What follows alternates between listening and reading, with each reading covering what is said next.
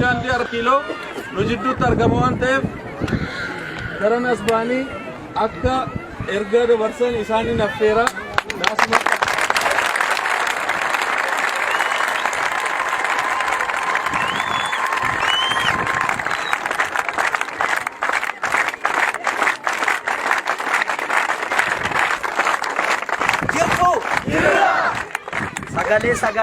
Sagale dubas funduras jirtu Jolle Oromoo jirtu Jolle Harargee jirtu Jolle Tuulamaa jirtu Jolle Narsikoo Mandoo jirtu Jolle Walloo jirtu Jolle Kamisee jirtu jiruuf amaatiin tuffatan yoo du'an ishii dhabuudha Oromoon inna gaama jiruuf amaatiin tuffatan yoo du'an ishii dhabuudha Oromoon mammaaksa abbaan kiyya mammaaksa Oromoo dubbatu tokko daa'ima ta'ee nagahu inna gaama mammaaksa abbaan kiyya jedhu tokko si yaadachiisuu barbaade mammaaksa Oromooti bara namatti tole arba gambaa godhanii tedha bara namatti bade harma garbaa godhanii naan jedhe inna gaama bara namatti tole arba gambaa godhaniiti bara namatti bade harma garbaa godhaneedha barri ammarra jiru yeroon ammarra jirru kun bara arba gambaatti goonu malee bara harma garbaatti goonu miti jechuudha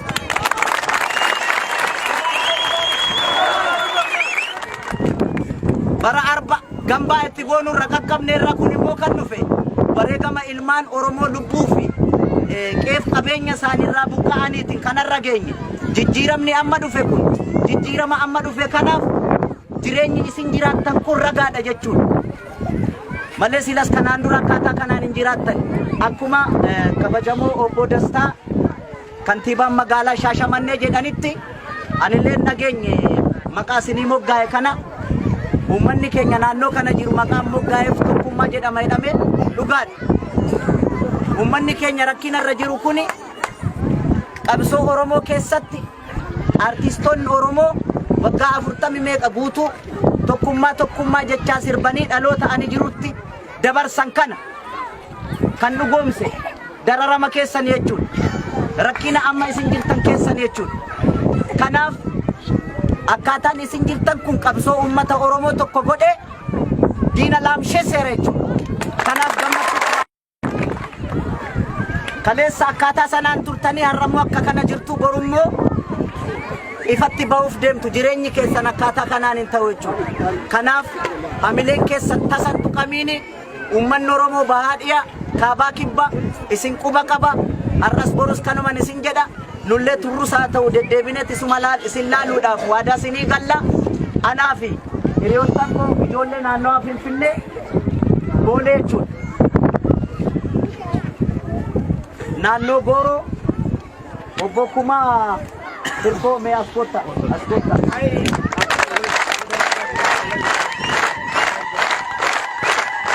ijoollee Tuulamaa naannoo Finfinnee isaan kun isaanis bar tokko lafti isaanirraa fudhatame akkuma ta'etti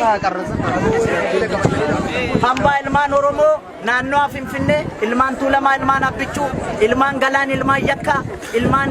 Yaayyaa Gullalleeti jechuudha kanaaf isaan faana taaneetu ammas mucaan gooticha daraaraa kafanaa firdii nu waliin jira atis kottas amborraa dhufeennis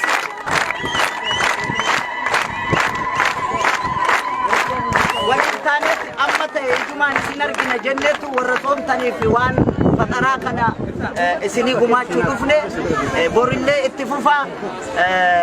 mee obbo Kumaa waan jedhan yoo qabaatan kan gama kiyyaan fixeera ijji nagaa walloo argu amma sinuma bilisoomna umaa yaadda'ina duubatti hin deebinu fuulduratti malee jirtu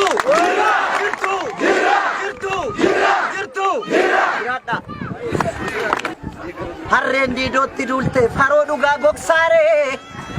gaarri shiraan tuulameef biiftuu baatu dhoksaaree kan du'e seenaatti hafe kan lufe silaa lufe kan dhufes dhiigaan dhufe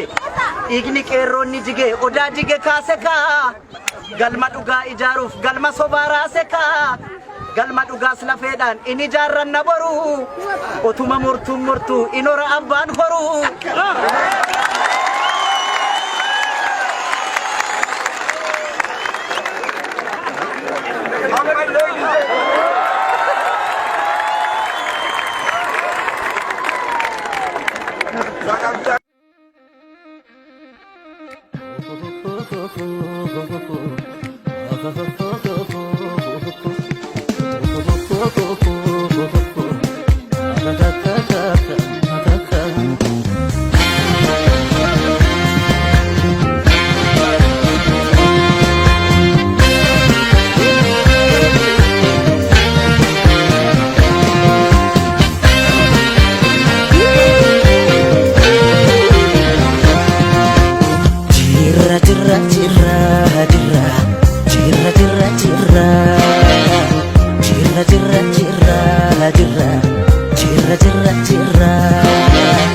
Jirra bulle bari arguuf garaanu bal'ise yaa waa irraanfachuuf yaa waa irraa